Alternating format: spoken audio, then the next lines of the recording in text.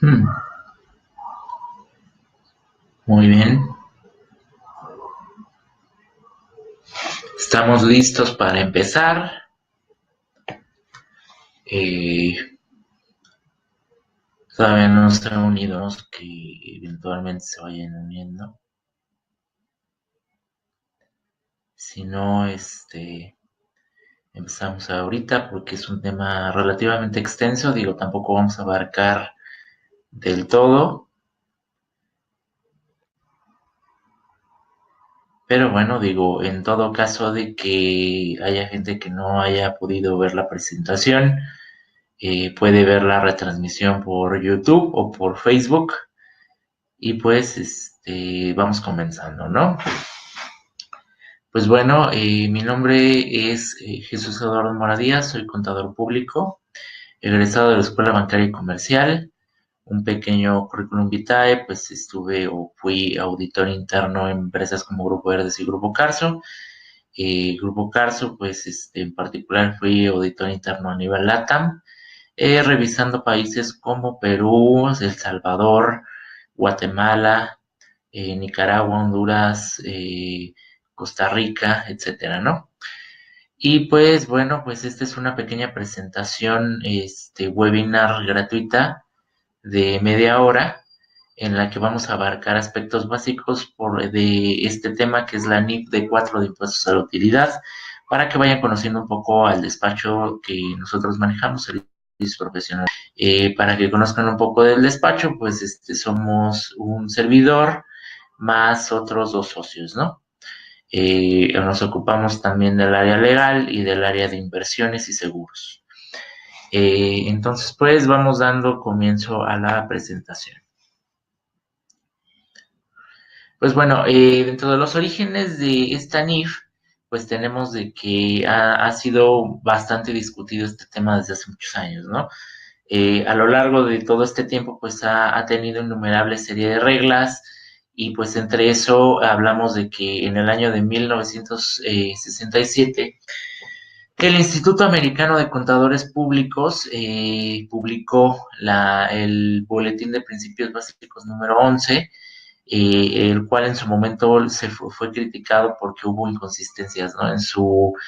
En las enmiendas y en las interpretaciones que finalmente lo terminaron por dejar como obsoleto, ¿no?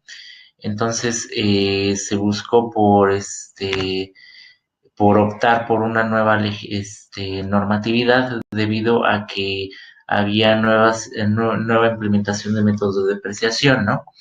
Posteriormente, en el año de 1987, las FASF, que es el Comité de Normas de Contabilidad Financiera, buscó igualmente regular este tema con el fin de que empezaba a haber mucha complejidad, ¿no? En todo este tema sobre impuestos diferidos, ¿no? Y pues reconoció por primera vez el método del pasivo para su determinación. Sin embargo, debido a la complejidad que intuía la aplicación de esta norma, pues aparte también de la manera conservadora en que trataba los temas, pues se convirtió en una fuente igual de controversia para las empresas, ¿no? Posteriormente, en el año de 1992, las FASF publicó la norma 109, donde su objetivo pues era el correcto reconocimiento y presentación de estados financieros en los impuestos diferidos, pagaderos o reembolsables, y pues su reconocimiento del impacto futuro de impuestos en activos y pasivos, ¿no? Posteriormente, pues el reconocer este método del cual vamos a hablar en posteriores slides, pues fue uno de los pequeños primeros avances, ¿no? En esta norma, que empezó a reconocer el método de pasivos y activos, ¿no? Y pues adicionalmente bajo esta norma se reconocía una provisión para la porción de activos diferidos que no se realizaron, ¿no? Posteriormente, para el año de 1994, pues se da a conocer la norma internacional de contabilidad a 12, la IFRS 12, donde pues igualmente se trata todo este tema de los impuestos diferidos y los métodos aceptados para determinarse, ¿no?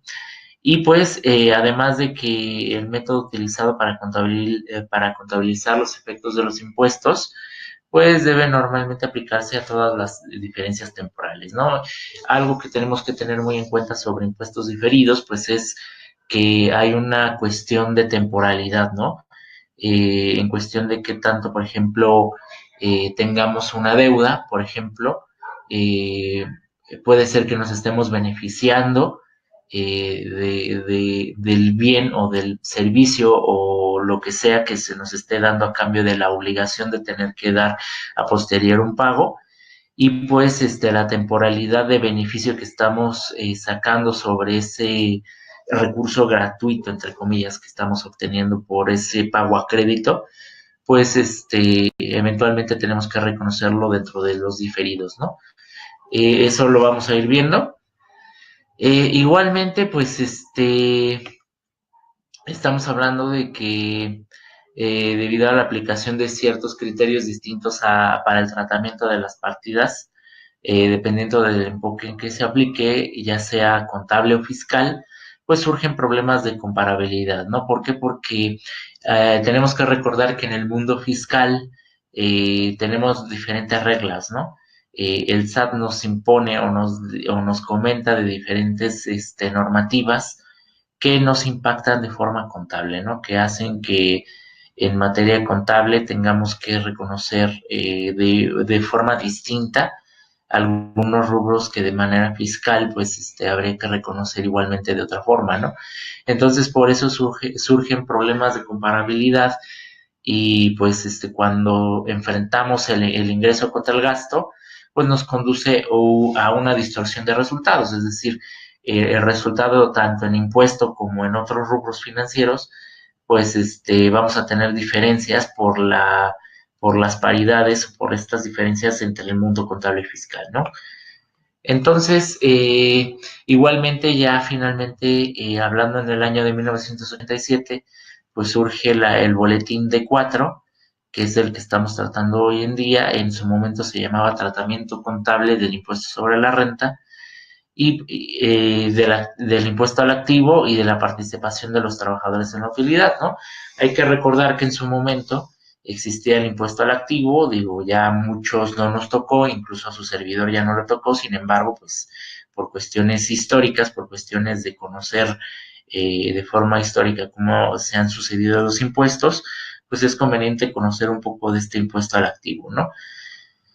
Y pues en este boletín pues se reconocía el método del pasivo con un enfoque de aplicación parcial, bajo el cual había impuestos diferidos que se registraban solo si provenían de diferencias temporales de naturaleza no recurrente.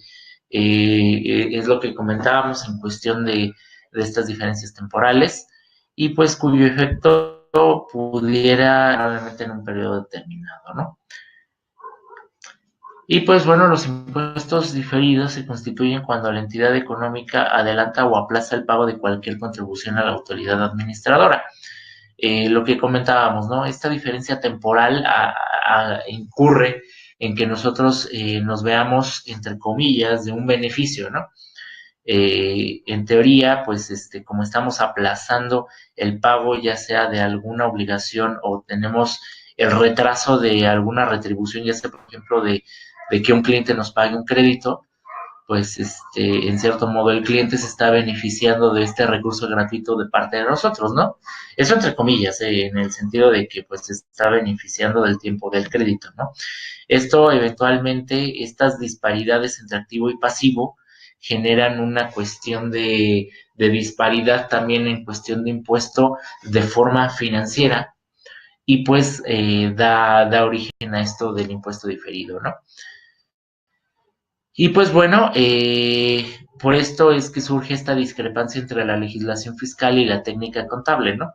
Entonces, siempre que la entidad puede probar razonablemente que en el futuro podrá reversar dicho diferimiento, ya sea por la generación de utilidades o la amortización de pérdidas o el acreditamiento, o sea, la aplicación de créditos fiscales que sean legalmente compensables, ¿no? Habrá que ir viendo todos estos detalles para ir revisando cuáles son las disparidades que hay que ir revisando, ¿no?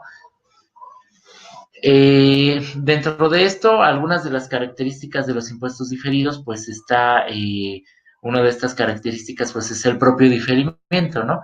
El sentido práctico de adelantar o aplazar el pago de impuestos, el origen que nace de la discrepancia entre la legislación fiscal y la técnica contable, la cuantificación, que es cada ejercicio debe de evaluarse y registrarse a la tasa vigente, determinando un efecto acumulado en el balance y un efecto del ejercicio en el estado de resultados.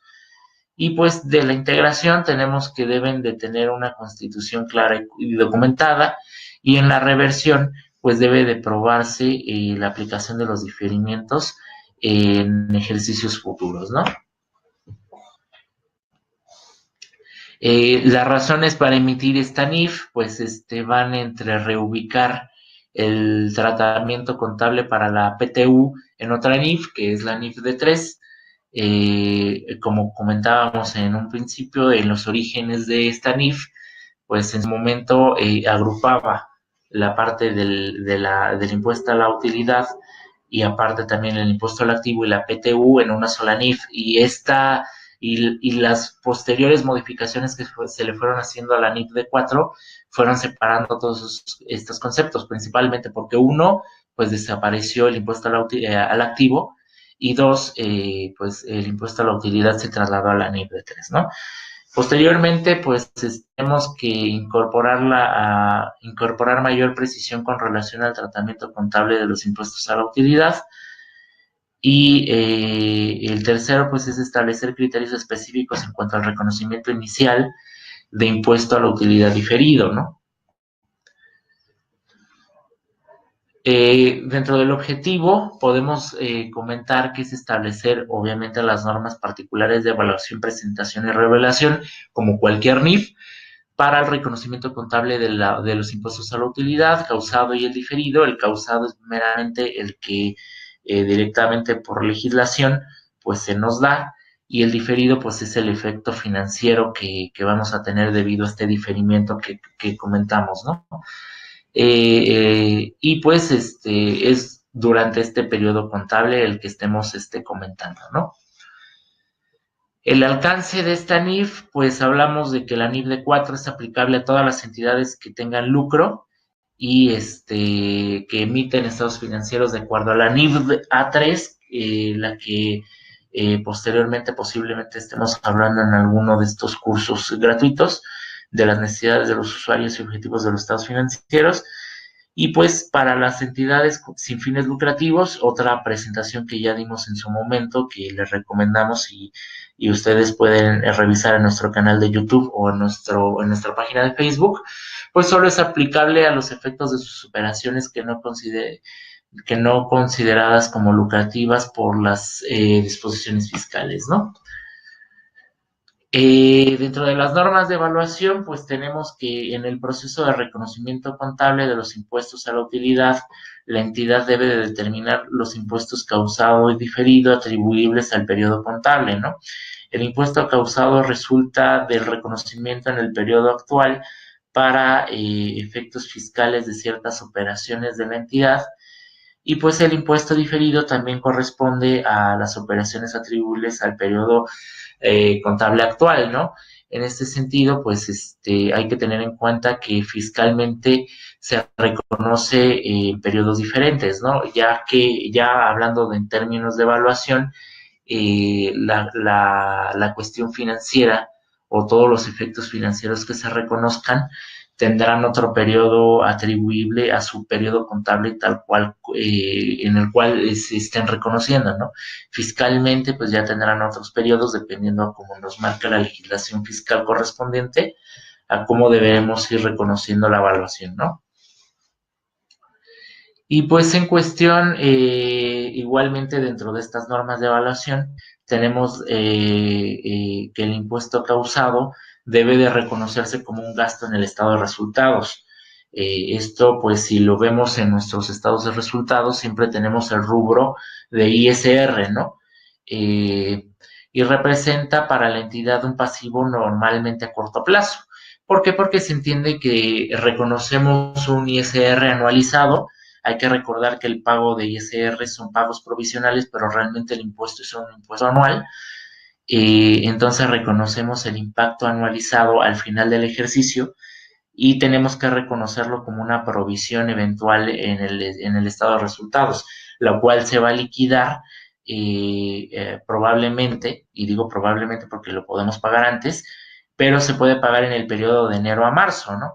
En ese efecto, pues si logramos o si nos vamos hasta el último día de marzo, pues por eso se considera un pasivo a corto plazo, ¿no? Porque básicamente se considera como una obligación de 3 meses, ¿no? Y pues bueno, si la cantidad ya enterada mediante anticipos excede al impuesto causado, pues dichos excesos deben reconocerse como una cuenta por cobrar. ¿Por qué? Porque pues estamos de acuerdo que pues dentro de esos pagos provisionales hay la posibilidad, una ligera posibilidad de que hayamos hecho pagos de más sobre el impuesto anualizado, ¿no? Si ese es el caso, entonces tenemos derecho a una devolución de impuestos, ¿no? Tenemos un impuesto a favor, por eso es que o que debemos de reconocer esa cuenta como una cuenta por cobrar, ¿no? Cuando ya hablamos del impuesto diferido, ¿cómo lo debemos de evaluar? Pues se debe de determinar por las diferencias temporales, las pérdidas fiscales y los créditos fiscales, ¿no?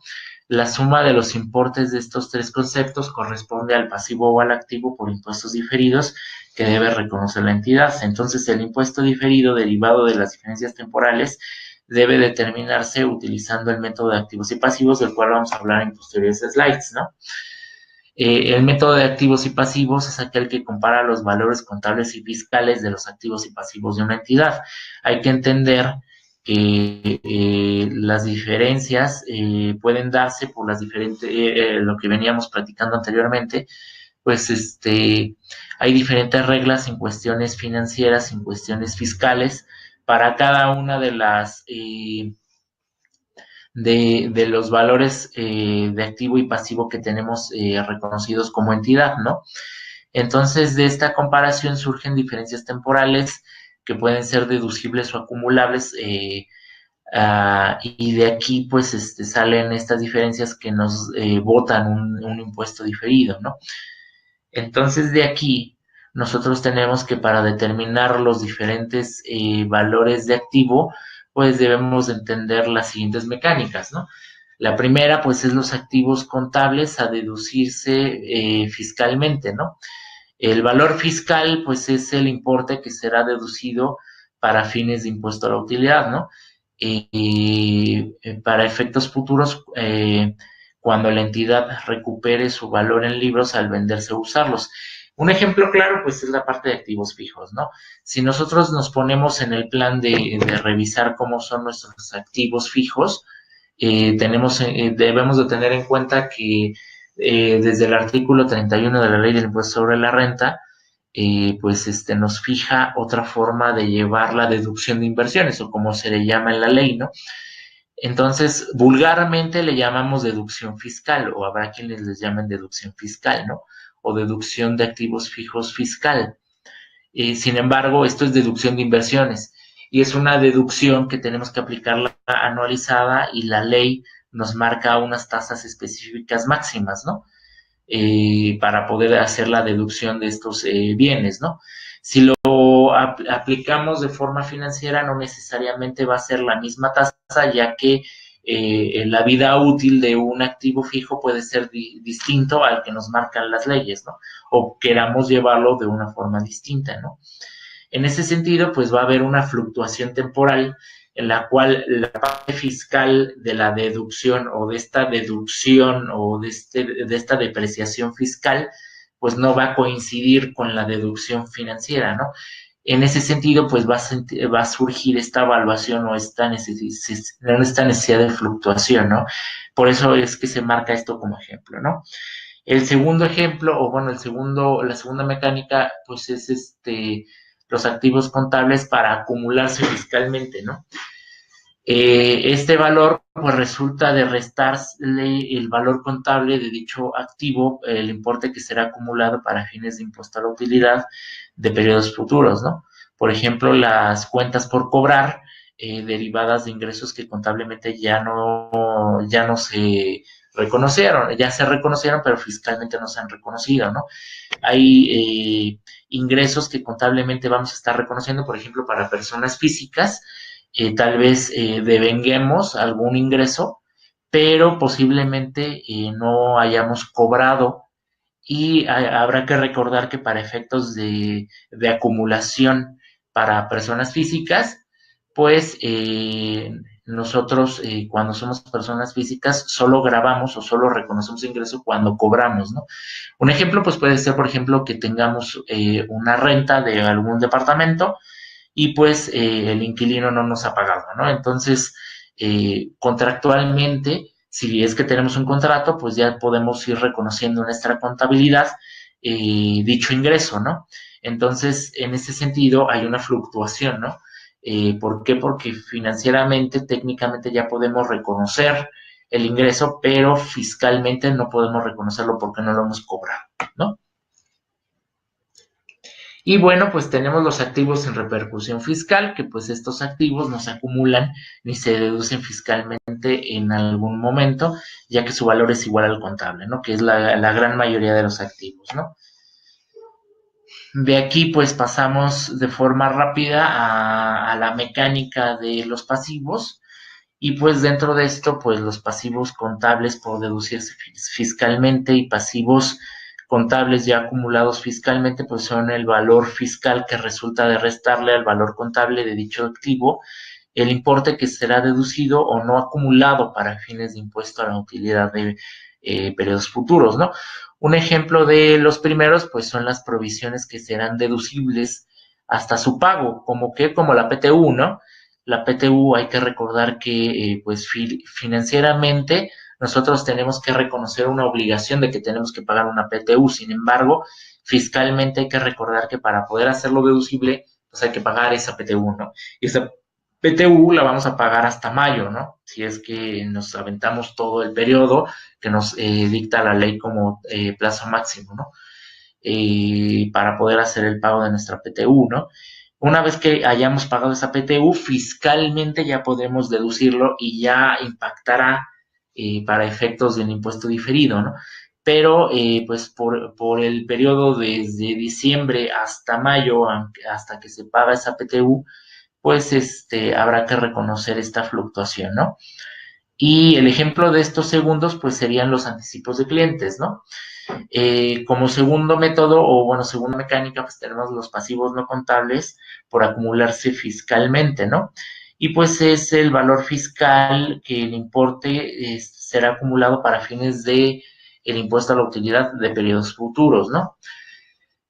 Y como tercera mecánica, pues es igualmente los pasivos en repercusión fiscal, que viene a la misma cuestión de los activos, ¿no? Que pues son pasivos que no van a moverse ni de forma financiera ni de forma fiscal, ¿no? Entonces estos pasivos no se deducen ni se acumulan fiscalmente en ningún momento, ¿no? Eh, pues el mayor ejemplo pues son los impuestos por pagar, ¿no? Con esto, pues acabamos la presentación y pues estamos a sus órdenes para cualquier duda, ¿no? Les reitero nuestros números, es el 1209-1871, nos pueden contactar igualmente por la página de spmora.com.mx, pueden igual contactarnos en chat de Facebook, en nuestras redes sociales, ya sea en Facebook o en Twitter, en Mora SPM, y los esperamos en una siguiente sesión. Muchas gracias.